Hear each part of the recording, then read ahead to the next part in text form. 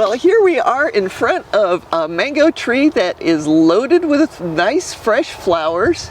Of course, we love the flowers because without the flowers we don't have fruit, but it's going to be a while before we have fruit on this tree or any of the trees in our grove.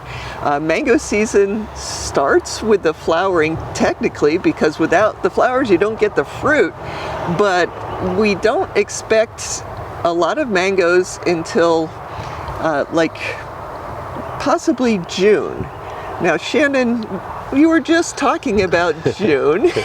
So what important event is happening in June? So this year, we are participating with a number of other growers in a mango festival on June 29th. This year, there's going to be a much higher capacity for people to get tickets and participate. It's all indoors. It's air-conditioned environment, and there is going to be access to places to stay. The Brightline Railway from Orlando and Miami can bring you right to the convention center. The name of the convention center, though, I'm sticking on the convention center name. Yes, Palm Beach County Convention Center, and it is very well located. It's only like 10 minutes away from last year's venue, which was Mounds Botanical Garden, and that worked out really well in a lot of respects. Beautiful venue, but unfortunately the rain didn't work out. The rain didn't work out, but the main problem was that we had only tickets for hundreds of people, and in this wonderful venue, I mean, air-conditioned, very big, lots of parking, all sorts of pluses. There's actually room for thousands of people. So people who were sort of discouraged last year, they couldn't get a ticket. You will be able to get a ticket and this year. This year you'll be air-conditioned. Air-conditioned. You will be out of the, any sort of rain or sun or anything like that. There'll be tons of vendors. Hoping for new vendors this year from across the state. There's sponsors. I'm sure we'll have food trucks again.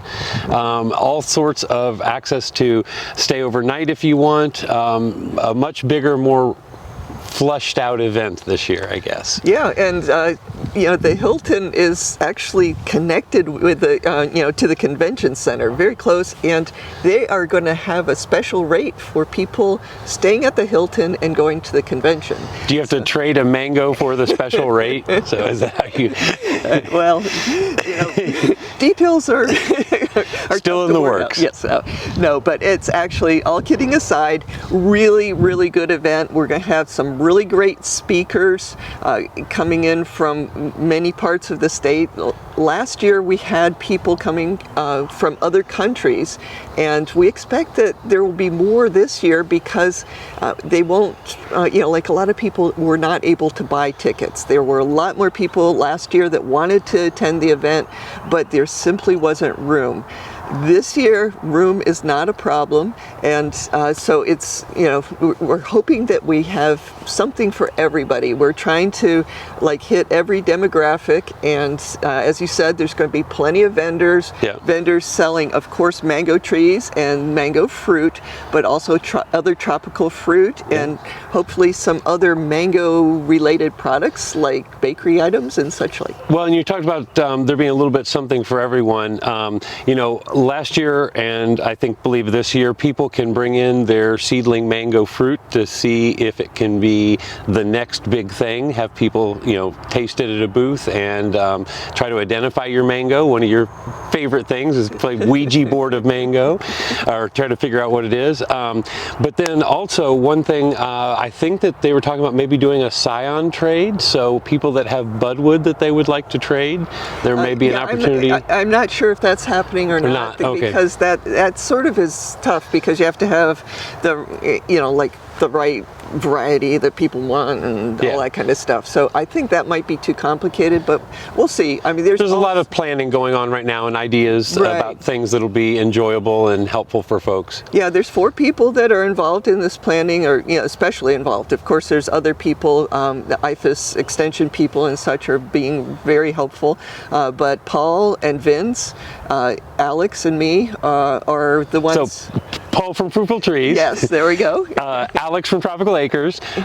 Julian from Laura Farms. Julian is not at this point okay. involved, but he's major guy in this whole thing. But it's really those four. Vince is the and then one Vince for backyard mangoes. Yes. Got it. So now we've covered most of the bases of the program. Yes. But the main thing is June 29th. You got to save that date. It will be very nice. We've learned a lot of things from last year's event. I mean, last year's event was very nice, but it had its limitations on crowd size especially, and there will be plenty more tickets available. This year, as I said, last year it was in the hundreds. This year it will be in the thousands. So we hope that you all can make it. We will have more announcements as far as who the speakers will be, because we actually have to, make sure that they're willing. I mean, we're willing to have them. Got to make sure it works out for them. And then also other parts of the event that have not been ironed out yet, we will be announcing those. It's really going to be a nice event. And when tickets are available, will we link a link on our page to buy tickets and do video? And not only that, as we get closer to the event itself will have a website, and we will post a link to that site, and so that should answer whatever other questions people might have. But as I said, it's really looking good, so I hope you can make the June 29th, be there or be square.